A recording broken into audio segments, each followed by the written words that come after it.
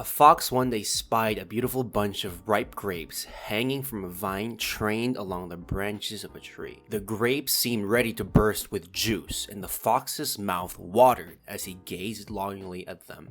The bunch hung from a high branch, and the fox had to jump for it. The first time he jumped, he missed it by a long way. So he walked off a short distance and took a running leap at it, only to fall short once more. Again and again he tried, but in vain. Now he sat down and looked at the grapes in disgust. "What a fool I am," he said. "Here I am wearing myself out to get a bunch of sour grapes that are not worth gaping for." And off he walked, very, very scornfully. There are many who pretend to despise and belittle that which is beyond their reach. Today I want to explain a story about master-slave morality. This is one of the central themes of Friedrich Nietzsche, a German philosopher. I think over time I will be using his concepts more with different themes in my YouTube channel. Not probably a central theme, but here and there I will be borrowing some of his ideas.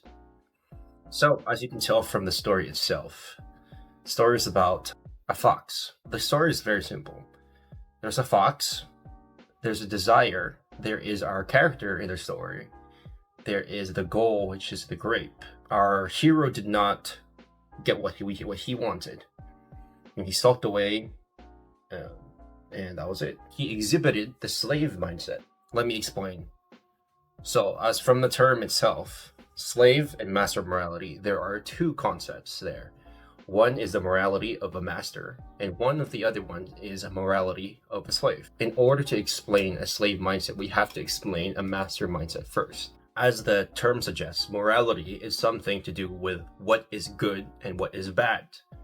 People can always say good and evil, but let's just for now, let's use something less judgmental or less colored, as in one is preferred and one is not as preferred over the other. Being a master is to call and have the life that you want to have the things that you want to have and actually have them. Slave's mindset is to not be able to get the things that you want, but having a justification of why you don't want them to begin with. The biggest difference between a master mindset and a slave mindset is the power and the capability to achieve the things that you want to have. So, going back to the story earlier in the video, the fox clearly wanted to get the grapes. His life would have been much better off had he gotten to eat the grapes. It was a hot day in the sun. The grapes looked juicy. The grapes looked something that he wanted to eat. There's something tasty, something to enjoy. But clearly, he did not have the capability to get the grapes. He tried, and he did not get them. Then he turns on this more resentful phrase, a more resentful way of being, a resentful way to live. He says, "The grapes are sour anyway." And there's a big mind trick that's happening. The trick that's happening is, one, he does not know that they're sour. The only way he would have known that they were sour is if he actually tried them and actually got them and actually tasted the flavor of the grapes. Then, okay, yes, he could say it's sour and it's not that good. But the thing is, he was able to judge them of sour even then he hasn't tried them anyway. So why does he do this?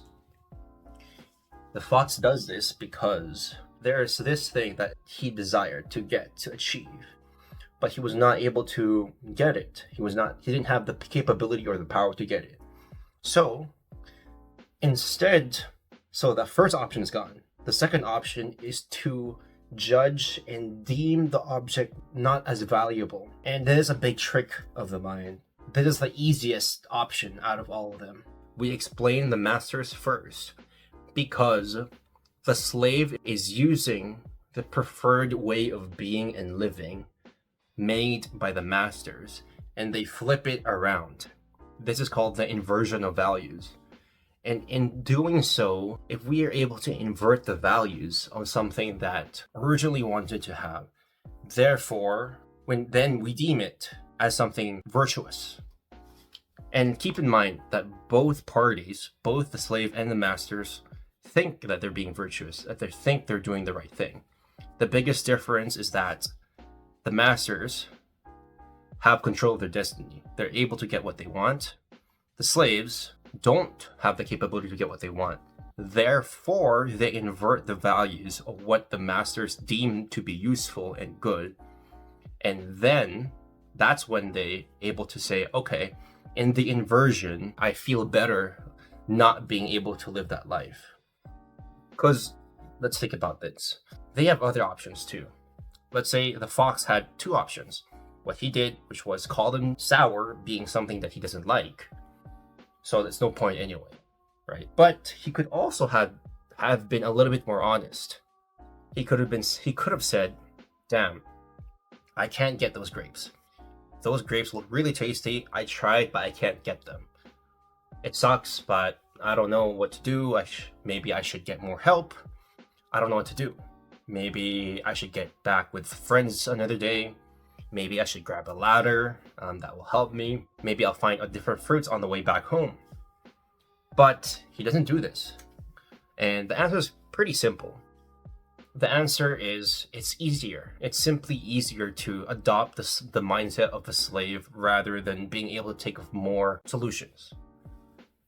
The mindset of a slave is merely to cope with the loss, because asking his friends, asking his fox friends for help, getting a fox ladder to go up takes more work. It requires effort. And I'll give you different examples too. Let's move from the fox and the grape story. There are different virtues that we hear online, right? There is being humble. Are you humble? Humble is something that's seen as a virtuous. And if we apply the same logic that we've been using earlier, which was, what is a virtue if you had that power to achieve that goal that you want? And if you put the frame of power and capability on top of humbleness, are you truly humble because you are not able to get the things that you wanted and you have nothing to show off for? Or are you actually humble, which is, I think, a very rare trait. I'm not saying just because someone is humble doesn't mean that they're automatically adopting a mindset of a slave. That's not the case here. It really has something to do with the intention of making yourself feel better of not having achieved the goal. And let's put what power is on top of humble. What's the opposite of being humble? For me, the first thing I think is being humble. If you're not humble, the opposite is you're a braggart. You're arrogant. Oh, don't be arrogant. Don't boast. Don't boast. Don't brag. You hear that a lot, right? Don't be boastful. Don't be boastful. And what's hidden in that? Okay, why is it not good to boast? Why is it not good to boast? Let's think about that more. Why do we not boast? Because we don't want other people to feel bad. But at the same time, there's a good thing in part of it. The good thing is that there is something to boast about to begin with. Let's take another virtue today. Maybe the virtue of frugality. Frugality is something that's, oh yeah, you gotta save your expenses, you gotta manage your budget, you gotta balance the books, all that. But again, I'm not saying just because you may be frugal doesn't mean you automatically adopt the mindset, slave mindset, or because you don't have the capability or the power to spend lavishly on things that you may want. Buy this, buy that, diamond watch, bling bling, Bellagio, I don't know. So that's the trick here. The master-slave morality, they're not necessarily about actual masters and master slaves. It's more about the inversion of values. The masters want a way of life. Typically, if you had the choice, if you had the power, you'd have food, you got cars, you have a lot of money, you have the capability to do that. But the slaves who don't have the power to do that make themselves feel better by casting the lives of masters as bad or evil, and making themselves feel better by saying that they're at least virtuous and good people. And that was it. Hopefully you get it.